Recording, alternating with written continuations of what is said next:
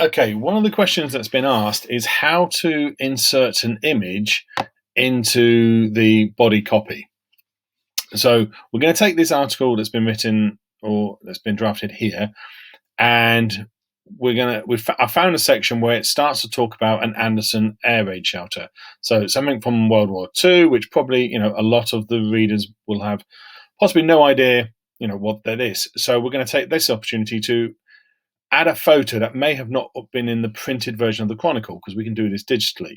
So what I have done to save some time is I have Googled the Anderson air raid shelter, which is on this tab here, and it's came up with all of these images.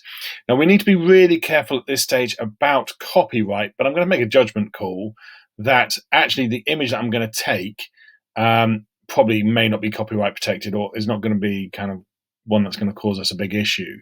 So I've already clicked on to that image.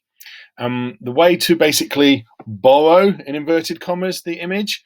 So this is, I've clicked on here. If you right click, or I'm using a mouse, Mac, so if I hold the buttons down, I can basically save the image as, and then you save the image locally.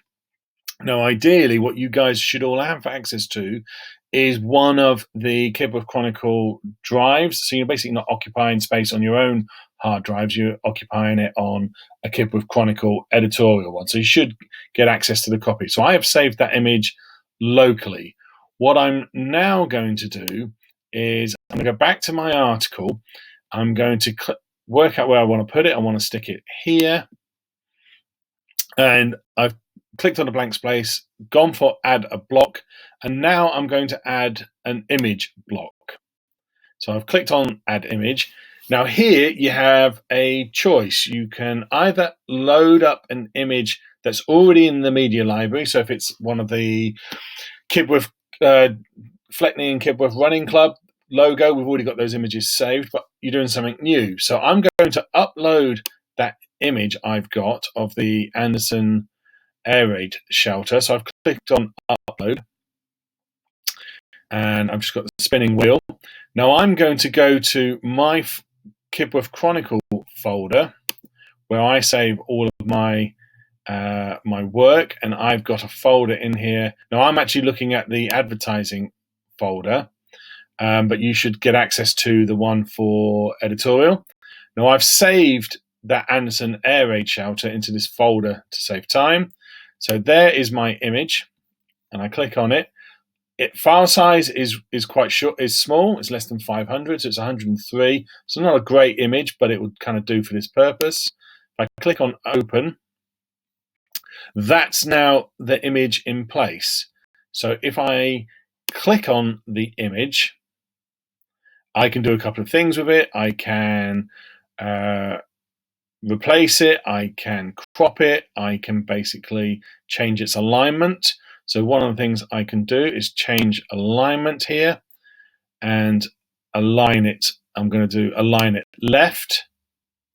And because of where it was, it's brought the paragraph below up. But actually what I'm going to do with this one is I'm going to take this block, it's still highlighted, and I'm going to click on here and move it up. So what it's now done is it's moved that image up, and because I used the left align, the paragraph to the right of it has now moved over. So basically, I've now got a paragraph about the Anderson air raid shelter. I haven't got a subheading for it because that's not a subheading.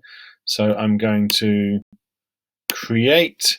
Now, the other thing to note about this image, before I move on, is I haven't done the alt text, and that's really important for SEO. So I'm just going to type in Anderson air raid shelter.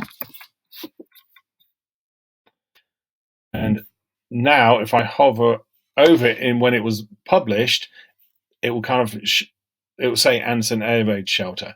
So if you want to put an image in, you can do it that way.